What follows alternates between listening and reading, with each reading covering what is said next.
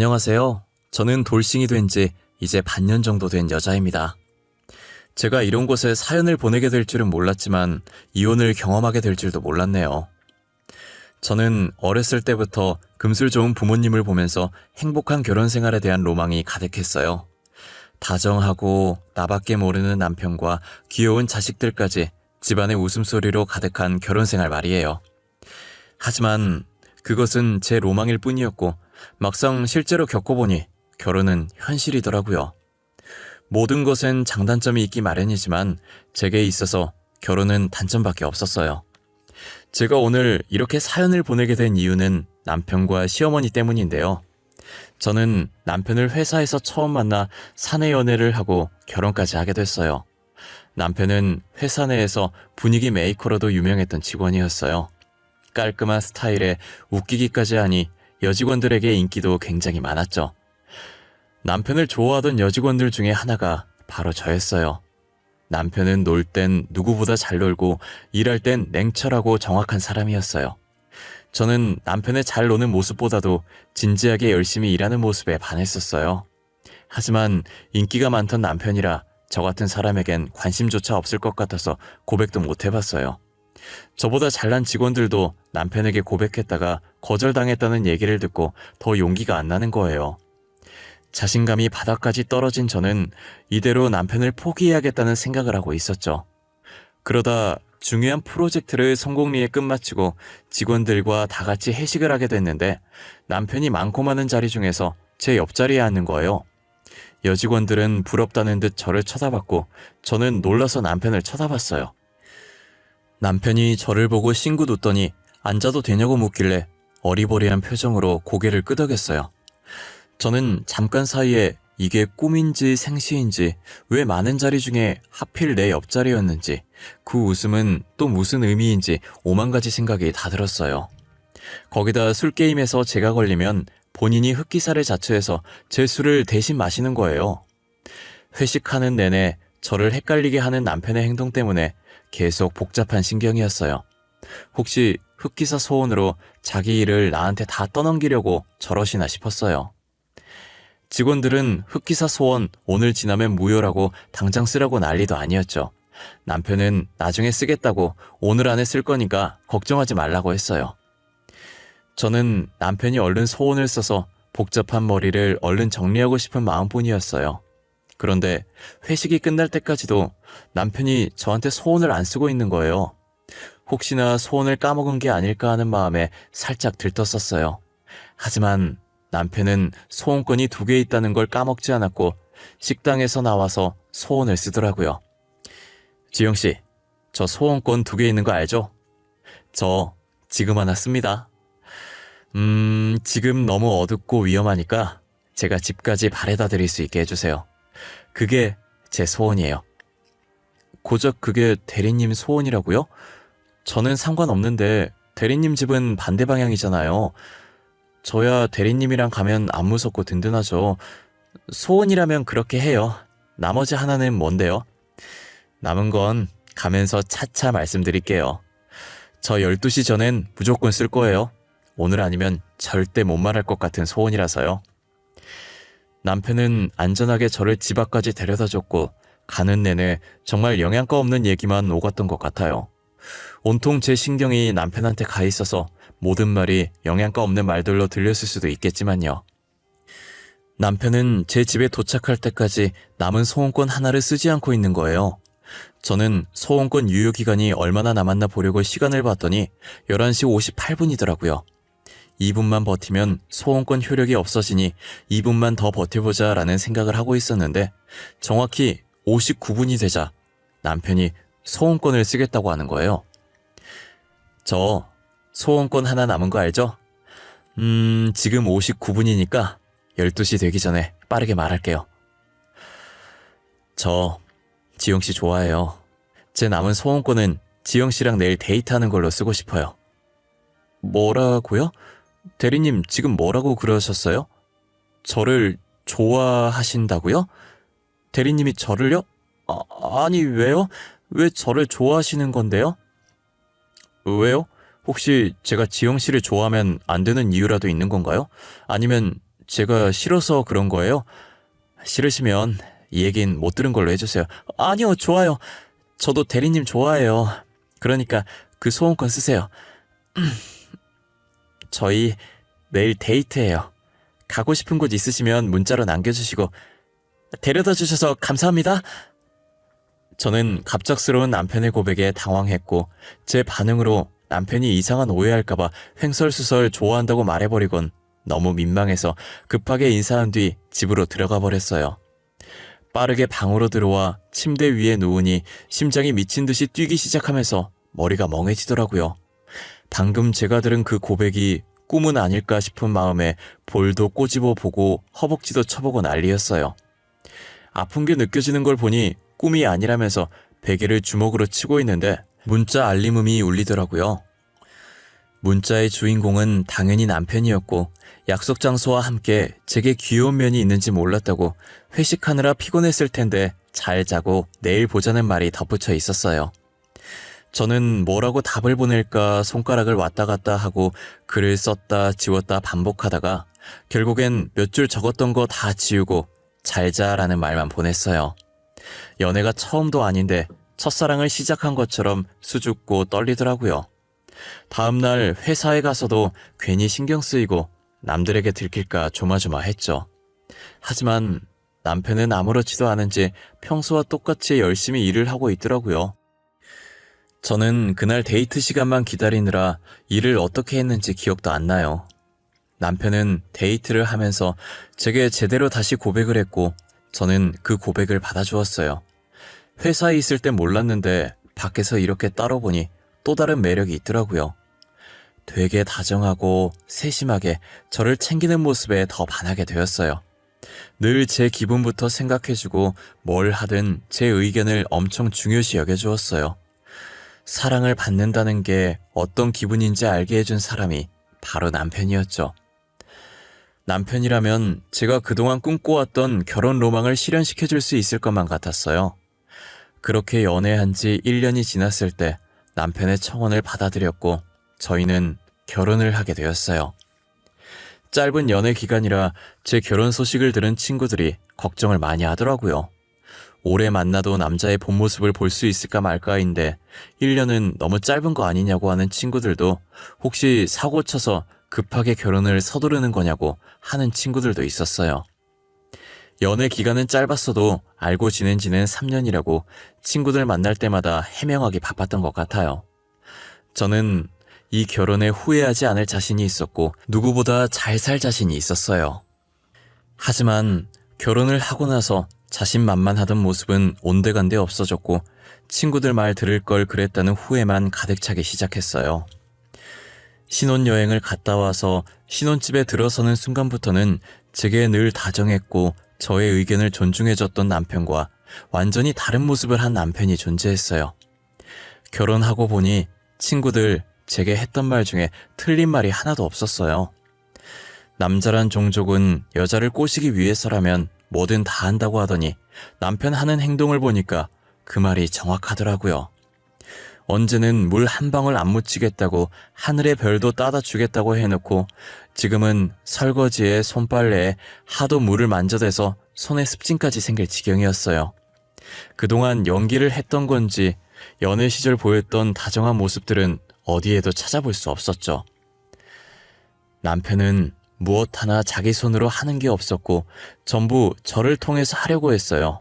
물 가져와라, 리모컨 가져와라.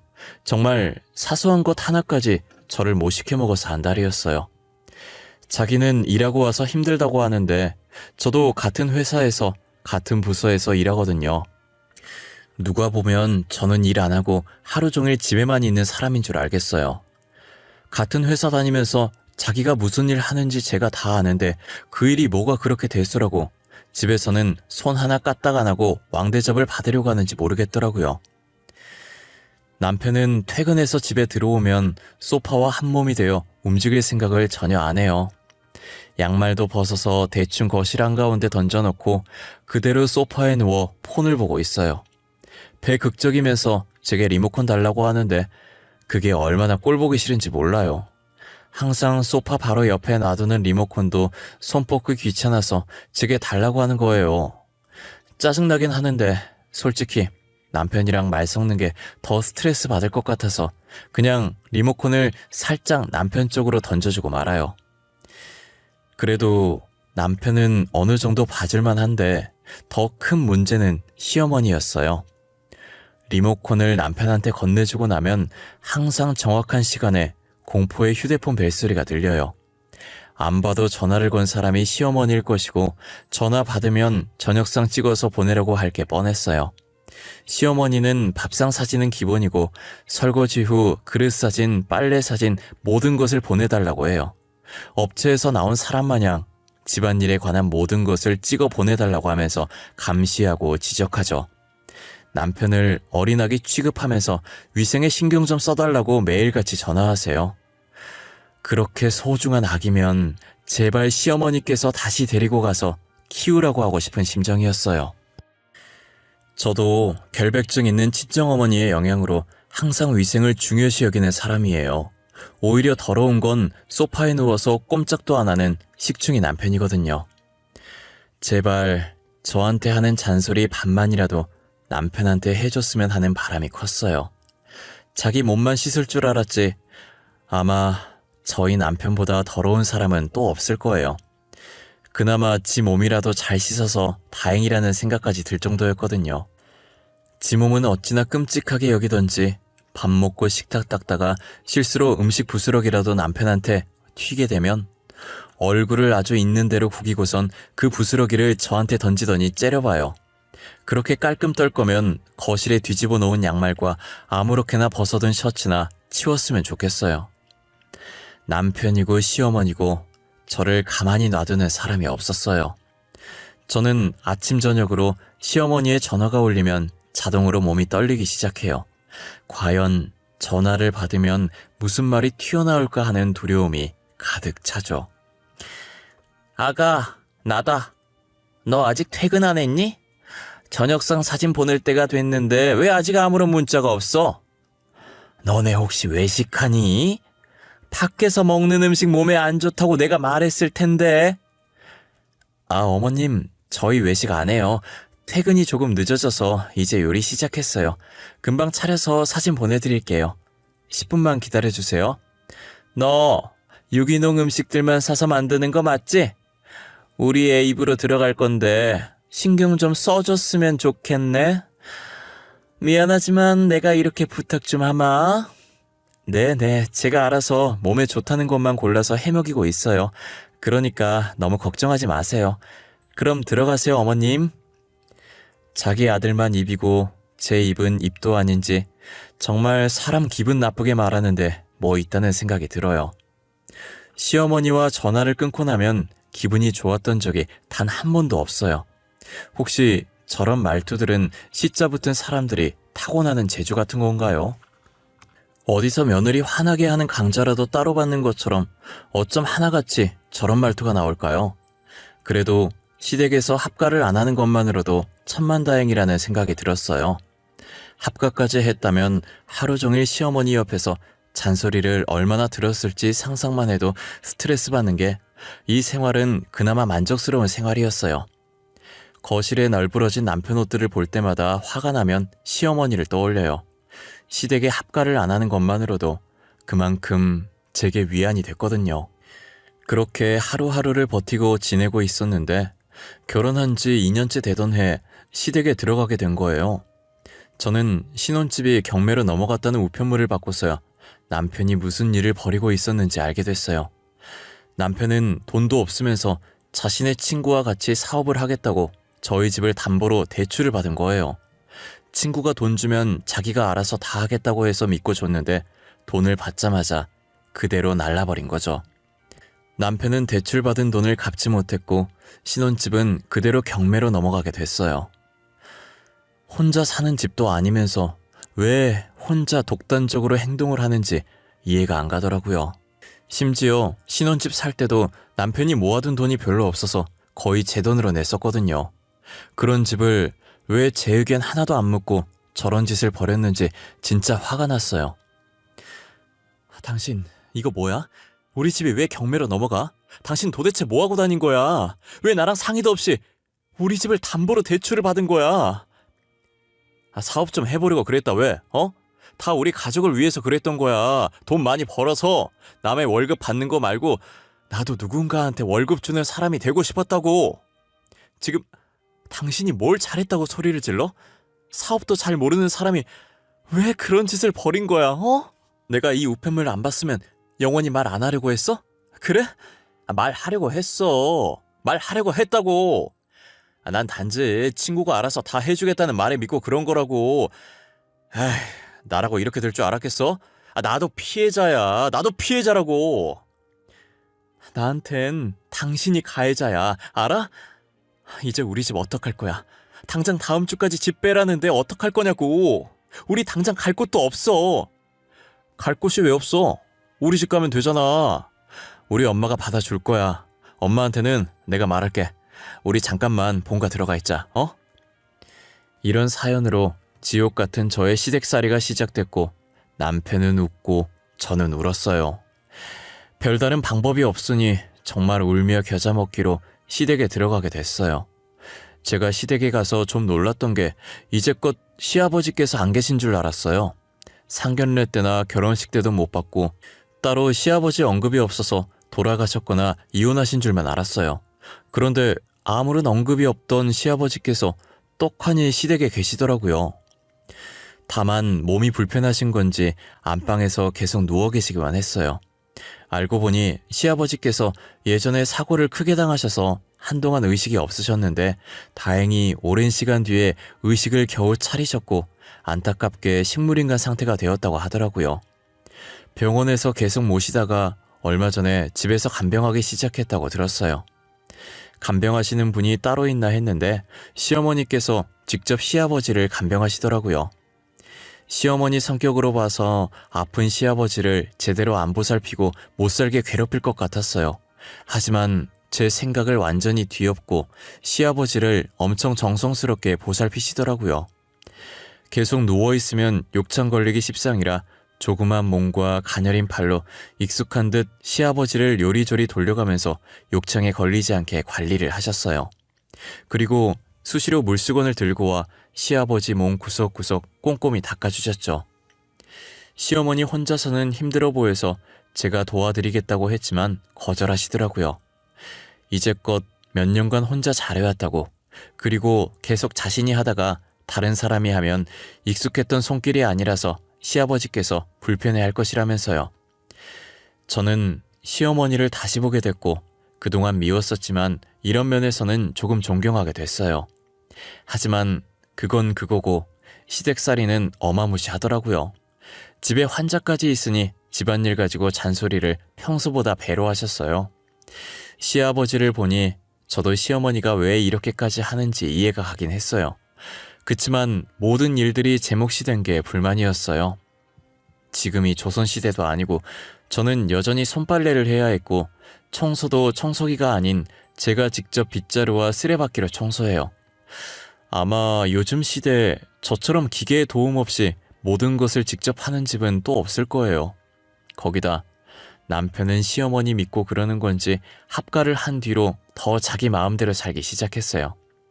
친구 만나서 늦게 오는 건 기본이었고 이젠 외박도 잦아졌어요. 술 먹고 늦게 들어오는 날이면 자고 있는 저를 깨워 라면 끓여달라는 둥, 밥 차려달라는 둥 괴롭혔죠. 알아서 끓여 먹으라고 했더니 쿵쾅거리면서 거실로 나가서는 라면을 봉지째로 들고 와 제 면전에 던지면서 끓이라고 발악을 하더라고요. 제가 반응을 안 하면 자기 무시하냐고 화장대에 있는 물건들을 바닥에 집어던지곤 했어요. 한번 해주는 버릇이 들면 계속 해줘야 해서 저는 끝까지 끓여주지 않고 버텼어요. 그랬더니 갑자기 제 머리채를 잡고 흔드는데 그래도 분이 안 풀리는지 그대로 제 머리채를 잡아 올려 누워있던 저를 일으키는 거예요. 제가 놓으라고 소리 지르자 시끄럽다며 뺨을 내리치더라고요. 이런 대우를 받으면서까지 살아야 하나 싶어서 있는 힘껏 남편을 밀었고 저는 방 안에 있던 모든 물건을 바닥에 던졌어요. 그리고 침대 위에 있던 라면을 똑같이 남편 면전에 던지고 거실도 개판으로 만들고 친정으로 도망왔어요. 부모님이 걱정할까봐 아무 말도 못하고 날이 밝는 대로 이혼을 하겠다는 마음을 먹었어요. 이왕 이혼하기로 마음먹은 거 남편에게 하고 싶었던 얘기를 문자로 싹 다 했어요. 남편의 행실과 시어머니의 시집살이 때문에 이혼하겠다고요.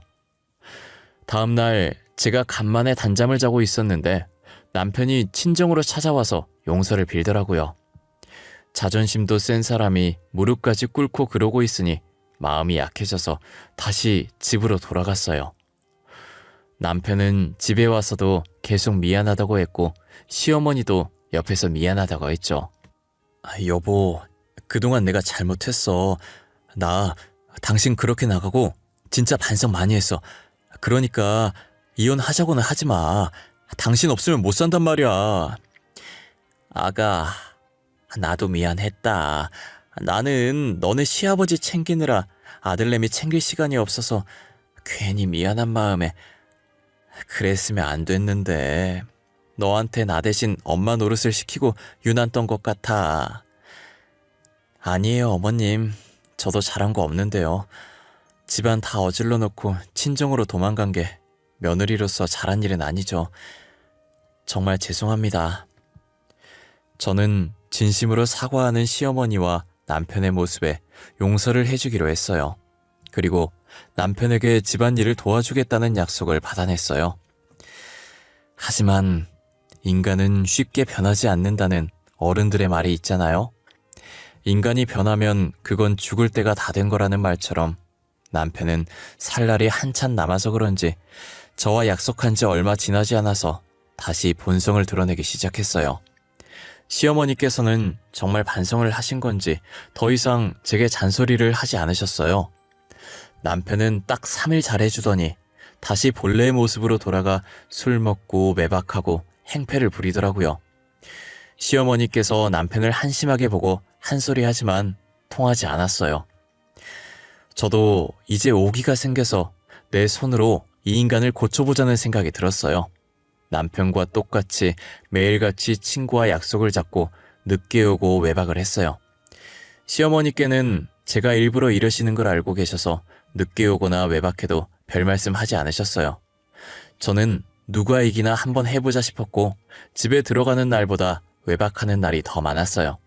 그랬더니 아예 저를 바람난 사람 취급을 하더라고요. 너 지금 뭐 하는 짓이야? 혹시 나 몰래 다른 남자 만나고 있냐? 그래서 매일 외박하는 거냐고. 솔직히 말해. 너 다른 남자 있는 거지? 고작 생각한다는 게 그런 쪽이야? 내가 진짜 바람이라도 펴졌으면 하는 건 아니고? 그래야 당신이 피해자고 내가 가해자니까 그런 이유라도 있어야 나한테 화낼 수 있어서. 이게 진짜 돌았나? 너 어떻게 됐어? 뭐 잘못 먹은 거냐? 아님 머리라도 다친 거야? 정신이 가출하지 않은 이상 네가 이렇게 나한테 덤빌 수가 없지. 그래서 또 나 때리게? 당신은 때리는 것 말고 할 수 있는 게 아무것도 없나 봐. 당신 같은 사람이 제일 한심한 게 뭔지 알아? 꼭 자기보다 약한 사람만 골라서 폭력을 행사한다는 거야. 이게 진짜. 야, 너 오늘 내 손에 죽고 싶냐? 아주 죽고 싶어서 환장했지? 남편은 또다시 제 머리채를 잡은 상태로 뺨을 때리기 시작했어요.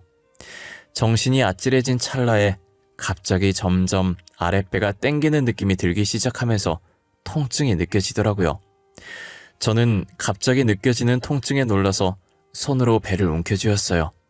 그러다 곧이어 밑에서 따뜻한 무언가가 흐르는 게 느껴지기 시작하는 거예요.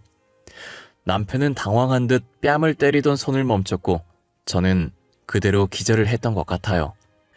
눈을 떠보니 흰 천장이 저를 반겼고 제가 눈을 뜸과 동시에 시어머니의 목소리가 들리더라고요. 그리고 시어머니 옆에는 형사 2분이 함께 계셨어요. 아가, 정신이 드니? 여기가 어딘 줄 알겠어? 여기 병원이야. 아이고, 이걸 어쩌든 그래. 뱃속에 우리 손주가 있는 줄도 모르고. 손주라니, 그게 무슨 말씀이세요, 어머니? 알아듣게 말씀 좀 해주세요. 제가, 그리고 병원에 왜, 어머님 옆에 형사님들은 또 뭐고요? 네 뱃속에 우리 핏줄이 있었다더라.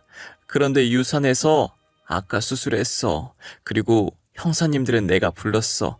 우리 아들 신고하려고. 너가 당했던 거 이 사람들한테 말하면 돼. 제 뱃속에 아기가 있었다고요? 아니야, 아닐 거예요. 저 입덧도 없었고 아무런 징후도 없었는데 무슨 어머님께서 착각하신 걸 거예요. 아가, 내가 미안하다. 내가 이렇게 대신 사과하마. 정말 미안하다. 우리 아들이지만 나도 도저히 참을 수가 없구나. 시어머니의 말에 의하면 제 뱃속엔 빛을 보지도 못한, 아니 엄마인 제가 알아보지도 못한 아이가 있었고 남편으로 인해 소중한 제 아이를 잃고 말았다는 거예요. 저는 상황을 인지한 후 이불을 손으로 움켜쥐고 몸을 부들거리며 소리를 질렀어요. 그래도 분이 풀리지 않아 침대의 협탑에 있던 화분을 벽에다 던져버렸어요. 시어머니는 저를 안고 미안하다고 진정하라고 등을 토닥거리셨죠. 시어머니께서도 자신이 배 아파 낳은 아들이지만 이번 일은 같은 여자로서 참을 수 없으셨고 본인이 직접 자신의 아들이 한 짓을 경찰에 신고를 한 거였어요. 솔직히 엄마로서 자식을 신고한다는 일이 쉬운 일은 아니잖아요. 저는 시어머니께 너무 감사하기도 하면서 죄송했고 시어머니는 제가 잘 진술할 수 있게 옆에서 증언을 해주셨어요. 저는 시어머니 덕분에 이제껏 남편에게 당해왔던 짓들을 모두 형사분께 진술했고 형사분은 제가 진술한 토대로 진술서를 작성한 후 남편의 영장을 발부했어요. 그러나 남편은 본인이 저지른 짓들을 자수를 하러 이미 경찰서에 가 있더라고요. 본인이 직접 본인 손으로 아이를 떠나보낸 죄책감이 아무래도 큰 듯 싶었어요. 남편은 모든 죄를 자수했고 잘못을 인정했어요. 남편이 모든 것을 인정함으로써 빠르게 재판이 진행되었고 이혼까지 할 수 있게 되었어요. 결국 남편은 임신한 저의 뺨을 때리고 아이를 유산하게 만든 죄로 징역을 피할 수 없었어요. 재판이 끝나고 남편은 제게 죽을 때까지 이 일 잊지 않고 저와 태어나지 못한 아이에게 늘 미안한 마음 안고 살겠다고 울면서 이야기하더라고요. 그게 저와 남편의 마지막 모습이었어요. 제가 재판장을 나가기 전 시어머니께서 제 손을 붙잡았어요. 아가, 그동안 우리가 했던 일들은 다 잊고 새 출발하렴. 우리는 절대 잊지 않으마. 항상 사죄하는 마음으로 살 테니 너는 꼭 행복해져야 한다. 어머님, 제가 행복해질 수 있을지 모르겠어요. 아이도 못 지킨 제가 어떻게 행복해져요. 저는 새 출발할 자신이 없어요. 우리 애기한테 너무 미안해서. 그 죄는 우리가 다 안고 가마. 그러니까 넌 꼭 행복해져. 응? 절대 이건 네 잘못이 아니야. 우리 잘못이지. 시어머니께서는 다 자신들의 잘못이라며 제게 죄책감 가지지 말고 새 출발을 하라며 다독여 주었어요. 저는 새 출발을 할 수 있을지도 모르겠고 솔직히 새 출발한다고 해서 행복해질 수 있을지 모르겠어요. 뱃속에 자기 애가 있는지도 몰랐던 저인데 어떻게 행복하게 지낼 수 있겠어요. 저는 아직도 가끔 꿈에서 갓 태어난 애기 우는 소리가 들려요. 제 아이의 울음소리를 한 번도 들어본 적 없지만 꿈속에서 우는 아이가 꼭 제 아이인 것만 같았어요. 자신을 잊지 말라고 하는 건지 아니면 저를 원망해서 그런 건지 계속 꿈에 나오더라고요. 한동안은 아이 잃은 충격에 일도 손에 잡히지 않아서 회사도 그만뒀었어요. 저희가 사내 연애를 해서 결혼을 했던지라 저희 부부를 모르는 직원들이 없었고 안 그래도 소문 빠른 회사에 저희 이혼 소식은 다른 소문들보다 빠르게 퍼졌죠. 어차피 일도 손에 안 잡히는데 소문을 핑계 삼아 퇴사를 결정하게 됐어요. 반년이 지난 지금은 나름대로 안정을 많이 되찾았고 아이 꿈을 꾸는 횟수도 줄어들었어요. 새 출발할 자신도 용기도 나지 않아 집에서 누워만 있었는데 이렇게 있다간 정말 죽을 것 같더라고요. 그래서 뭐라도 해보려고 시댁에서 받은 위자료와 퇴직금으로 정말 조그만 공방을 하나 차렸어요.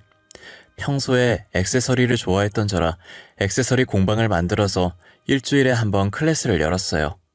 클래스를 통해 여러 사람을 만나다 보니 저도 그분들의 기운을 받고 힘을 낼 수 있겠더라고요. 저의 정신력이 완전히 회복된 건 아니지만 좋은 분들을 많이 만나 일상생활을 할 수 있을 정도는 되었어요. 그래도 가끔씩 불쑥불쑥 아픈 기억들이 떠오르곤 했지만 예전만큼 힘들진 않답니다. 저는 그것만으로도 만족하고 살려고 합니다. 완전히 있는 것도 저희 아이에게 미안한 일이니까요. 제 이야기는 여기서 마쳐볼까 해요. 여러분들도 저와 같은 아픈 과거 있으시다면 훌훌 털고 일어나셨으면 좋겠어요. 경험을 해보니 계속 가지고 있어봤자 좋을 건 하나도 없더라고요.